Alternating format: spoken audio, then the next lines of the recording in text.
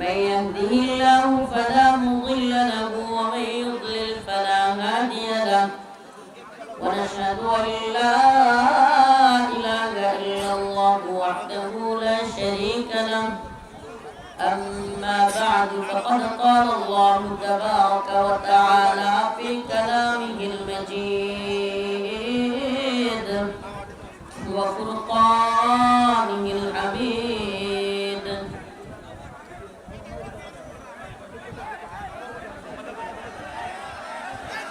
أعوذ بالله من الشيطان الرجيم بسم الله الرحمن الرحيم لتجدن أشد الناس عداوة للذين آمنوا اليهود والذين أشركوا صدق الله مولانا العظيم وصدق رسوله النبي الكريم ونحن على ذلك من الشاهدين والشاكرين والحمد لله رب العالمين শিরুয়া বটতলা কেন্দ্রীয় জামে মসজিদের উদ্যোগে আয়োজিত শিরুয়া বটতলা শেরপুর বগুড়ার উদ্যোগে আজকের এই ইসলামী জলসার সম্মানিত ওলামায়ে কেরাম মুরব্বিয়ানে আযম প্রিয় যুবক ভাইরা শ্রদ্ধেয় মা ও বোনেরা স্নেহের ছোট ভাইরা আল্লাহ রাব্বুল আলামিনের দরবারে অসংখ্য অগণিত শুকরিয়া যে মহান রব্বুল আলামিন আপনাকে আমাকে দয়া করে মায়া করে ভালোবেসে কোরআন সুন্নাহর কিছু কথা বলার এবং শোনার জন্য এত সুন্দর ব্যবস্থাপনা করে দিয়েছেন সেজন্য অন্তরের অন্তঃস্থল থেকে কালিমাতুশ শুকর আদায় করে স্বতঃস্ফূর্ত আওয়াজ করে বলি আলহামদুলিল্লাহ। দয়া করে মঞ্চে আর কেউ কথা বলবেন না। এই আপনারা কি কোন বক্তা পাইছেন নাকি? মঞ্চে কথা বলেন। আস্তে আপনি কি শুরু করছেন? আপনারা মঞ্চে আরেকটা কথা বলবেন না। একজন আরেকজনের কানা ঘুষা, একজন আরেকজন সেলফি তোলা, এটা ডিস্টার্ব হচ্ছে।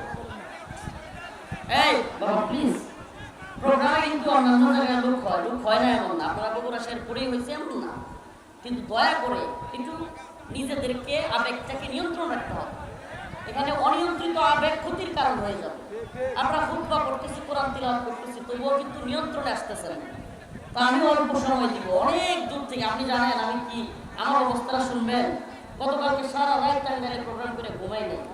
সকালে হাজিরা ছিল কোর্টে, সকালেও ঘুমাইতে পারি নাই, কোর্টে গিয়ে পড়ে রয়েছি। আলহামদুলিল্লাহ 4টা মামলা থেকে হাসিনার জুলুম থেকে আল্লাহ মুক্তি দান করছে, 4টা মামলায় খালাস পাইছি। তো কিন্তু এই যে ঘুম নাই, খাওয়া নাই, আজকে গোসল নেই। এই রাত্রে প্রথম একবার ভাত খাইছি, তাও কি ওই যে সিরাজগঞ্জে প্রোগ্রাম করে। তো এইভাবে আমরা আসি, তবুও যদি আপনারা ডিস্টার্ব করেন মনে কষ্ট নিচ্ছেন, কিন্তু আমাদের দমক দেওয়া ছাড়া উপায় থাকে না। মানুষ এত বেশি বিরক্ত করেছে, কোরআন তিলাওয়াত করতেছি, খুতবা পড়তেছি, তবুও চিৎকার করতেছে। দেখাটা মুখ্য উদ্দেশ্য না, কথাগুলো শুনেন, কথাগুলো শুনেন।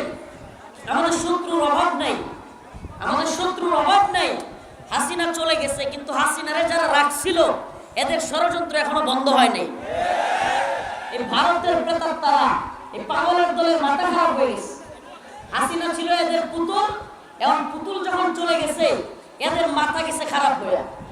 এখন এরা আমাদেরকে বন্যা দিয়ে মারতে চায়, এখন ছাত্রলীগকে লেলায় দেয়, এখন ছাত্রলীগ নিষিদ্ধ, আনসার লীগকে লেলায় দেয়। বিভিন্ন সময় এদেশকে অস্থির করার জন্য বিভিন্ন ষড়যন্ত্র হচ্ছে। তো এগুলো থেকে আমাদেরকে সজাগ থাকতে হবে। এখন পাগলের সুখ মনে মনে কাগজ উড়ায় টাকা গুনে, একটা কথা আছে না? কথা বুঝেন নাই মনে হয়? পাগলের সুখ মনে মনে কাগজ উড়ায় টাকা গুনে। তো এরা এখন ডোনাল্ড ট্রাম্প নাকি ক্ষমতায় আইছে, এখন তারপর হাসিনা বুবু আবার আয়া বলবো। এটা কথা মনে রাখবেন, যদি কোনো জাতি সম্মিলিতভাবে কোনো জালিমকে শহীদের মিছিলের উপর দিয়ে বিতাড়িত করে, ট্রাম্পের বাপেরও ক্ষমতা নাই এদেশে আবারও হাসিনাকে বসায়। ট্রাম্পের বাপেরও ক্ষমতা নাই ওই জালিমকে আবারও। আরে এই জালিমকে, ওই জালিম তো ক্ষমতায় ছিলই, বসাইতে হবে কেন? এই র্যাব, পুলিশ, বিজিবি সব নিয়ন্ত্রণ সব কিছু মিলেও রাখতে পারছে। এখন কি আমেরিকার বাহিনী রাখবো নাকি তারে? এখন আবার আইলে পালাই তো মেরে লইব বাংলার জনগণ। তো এই জন্য সচেতন থাকতে হবে আমাদেরকে। সচেতনতা খুব জরুরি। আমি যে আয়াত কারীমা তিলাওয়াত করেছি, লাতাজিদান্না শাদ্দান নাসি আদাওয়াতাল লিল্লাযিনা আমানুল ইয়াহুদ, লাতাজিদান্না শাদ্দান নাসি আদাওয়াতাল লিল্লাযিনা আমানুল ইয়াহুদ ওয়াল্লাযিনা আশরাকু। আল্লাহ রাব্বুল আলামিন বলেন, ও পৃথিবীর মুসলমান, জেনে রাখো পৃথিবীতে তোমাদের শত্রুতার জন্য সবচাইতে অগ্রগামী যে দুইটা দলকে পাবা, লাতাজিদান্না শাদ্দান নাস আদাওয়াতাল লিল্লাযিনা আমানুল ইয়াহুদ। এর প্রথম দল হলো ইহুদি। কোন দল? মুসলমানদের শত্রুতায় আল্লাহ বলতেছেন সর্বপ্রথম তোমরা যে দলকে পাবা এই দলটার নাম কি? ইহুদি। ইহুদি। এখন মিলায় দেখেন গোটা পৃথিবীতে বিগত 1 শতাব্দীর হিসাবও যদি করেন, দেখবেন সবচাইতে বেশি নির্যাতিত মুসলিমদের একটা অঞ্চলের নাম হলো ফিলিস্তিন। এলাকার নাম কি? ওই ফিলিস্তিনের দিকে তাকায় দেখেন কারা যুগের পর যুগ মুসলমানদেরকে নির্যাতন করতেছে। এরা কারা? ইহুদি। এই ইহুদিরা যুগের পর যুগ মুসলমানদের উপর নির্যাতন নিপীড়ন করতেছে। তো আল্লাহ তো সেটাই বলেছে, লাতাজিদান্না শাদ্দান নাস আদাওয়াতাল লিল্লাযিনা আমানুল ইয়াহুদ। মুমিনদের সবচাইতে বড় শত্রুতা পোষণকারী হিসেবে তোমরা পাবে প্রথম দলের নাম হলো ইহুদি। প্রথম দলের নাম কি? আল্লাহ বলেন এর পরের দলের নাম হলো ওয়াল্লাযিনা আশরাকু। এর পরে হলো মুশরিক। কারা?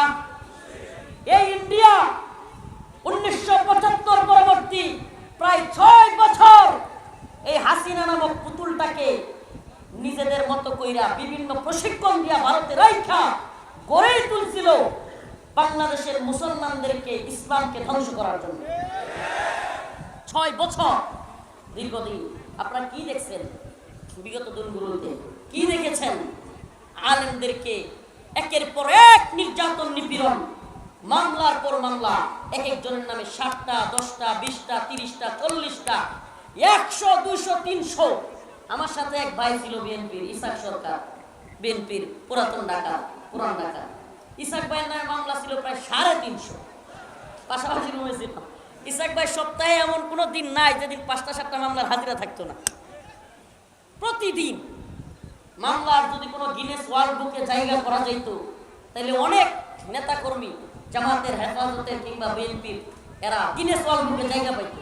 এত পরিমাণে মামলা দিয়েছে, আলেমদেরকে মামলা দিয়েছে, জেলে নিয়েছে, রিমান্ডে নিয়ে রিমান্ডের নামে নির্যাতন করেছে, অকথ্য ভাষায় গালিগালাজ করেছে, আলেমদের যৌনাঙ্গে ধরে চাপ দিয়েছে, আলেমদেরকে, দেশের সর্বজন শ্রদ্ধেয় আলেমদেরকে কারাগার থেকে মৃত অবস্থায় বের করতে হয়েছে। এগুলো মিথ্যা? কোনো একটা কথাও কি মিথ্যা? আইনাগর তৈরি করেছে এই জাহেলের দল, এই জালেমের দল। কত বড় বদমাইশ! এখন এই আইনাগর নাকি বুয়া, মিথ্যা, গুজব। আওয়ামী লীগ হলো গুজবের কারখানা।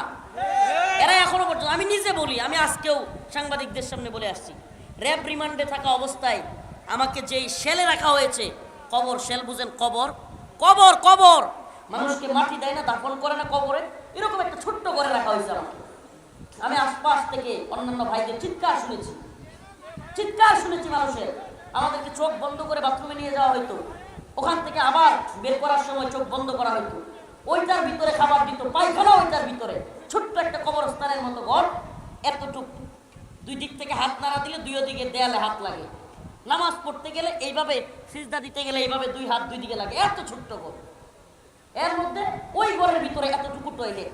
টয়লেটে বসলে আপনার হাঁটু 2 সাইডে 2 দেয়ালে লাগে, এমন অবস্থা। আবার কি, টয়লেটের কোনো দেয়াল নাই, কিন্তু এখানেই দুর্গন্ধ, এখানেই খাও, এখানেই শুয়ে থাকো। তা আমি নিজে ভুক্তভোগী। এই দালালগুলো কি বলতে চায়? এরা কি বলতে চায়? আরে যাদের নেত্রী তাদেরকে ছেড়ে নেতা কর্মীদের বিপদে ফেলে পালিয়ে যায়, এই নেত্রীকে নিয়ে তোমার লজ্জা করা উচিত। গর্ব কেমনে করো? সেই নেত্রী নেতা কর্মীরা বিপদে রাইখা পালায় যায়, ওরা নিয়ে গর্ব কেমনে করো? ওরা নিয়ে লজ্জা করা উচিত। তোমাদের ব্যাপারে লজ্জাও নেই। এই কথাগুলো এত কষ্ট নিয়ে বলতাম না আজকে ইন্ডিয়ার হিন্দুত্ববাদী দালাল এই রয়ের এজেন্ডা বাস্তবায়নের জন্য আমি আজকে অসংখ্য মিডিয়ার সামনে কতগুলো মিডিয়া বাংলাদেশের মেইন স্ট্রিম এই কথাগুলো বলে আসছি, একটাও প্রচার করে নাই। প্রচার করছে আমার মামলা জামিন হয়েছে, এটা ঠিকই প্রচার করছে, কিন্তু ভারতের বিষয়টা বলছি এখনো পর্যন্ত আমাদের বাংলাদেশের হিন্দুত্ববাদীদের দখলে। আপনি কল্পনা করতে পারবেন না বাংলাদেশের যেই সেক্টরটা সবচাইতে বেশি রয়ের হাতে, এটার নাম হলো মিডিয়া। সবচাইতে বেশি রয় দখল করা জায়গাটা হলো মিডিয়া। মিডিয়াকে এত বেশি পুরস্কার দিয়া, থ্রেট দিয়া, ভয় দেখায়া, নারী দিয়া, বিভিন্ন হোটেলে ধরা খাওয়ায়া, অনেক পত্রিকার সম্পাদক এই বদমাশগুলো লুচ্চা, এই লুচ্চাগুলো বিভিন্ন গিয়া হোটেলে থাকছে মেয়েদের সাথে রয়গুলোর ভিডিও করে রাখছে, এখন আর লড়তেও পারে না, রয়ের দালালি করা শুরু করছে। এগুলোর তথ্য আমাদের কাছে আছে। তো এরা কি করলো দেখেন, চট্টগ্রামে কি হয়েছে আমরা অনেকে ঠিক মতো জানেনই না, অথচ বাংলাদেশের ইতিহাসের সবচেয়ে ভয়ঙ্কর একটা ঘটনা ঘটছে। চট্টগ্রামে হিন্দুত্ববাদী ইসকনের সদস্যরা মুসলমানদের দোকানপাট গিয়ে ভাঙচুর করতেছে। আপনি কল্পনা করতে পারেন? এরা নাকি সংখ্যালঘু। এরা কি করে? এরা কি, আমার কথা কি বুঝতেছেন না? এরা কি? তারা বলে তারা সংখ্যালঘু। বেটা, সংখ্যালঘুরা কি সংখ্যাগরিষ্ঠদের উপর আক্রমণ করে? হ্যাঁ, মুসলমানদের দোকানপাটে গিয়ে আক্রমণ করতেছে। বলেন হুজুর তো রাজনৈতিক বক্তব্য দিচ্ছে, আমার আয়াত যেটা পড়ছি এই আয়াতের পক্ষেই বলতেছি। আল্লাহ পাক বলেছে তোমাদের মুমিনদের সবচেয়ে কঠিন শত্রু একটা হলো ইহুদি আর একটা হলো মুশরিক। এই হিন্দুত্ববাদী মুশরিকরা বাংলাদেশে একটা যুদ্ধ চাপায় দেওয়ার জন্য, হাসিনা চলে যাওয়ার পর থেকে এদের মাথা খারাপ হয়ে গেছে। এখন বাংলাদেশের মুসলমানদের উপর একটা যুদ্ধ চাপায়া দেওয়ার জন্য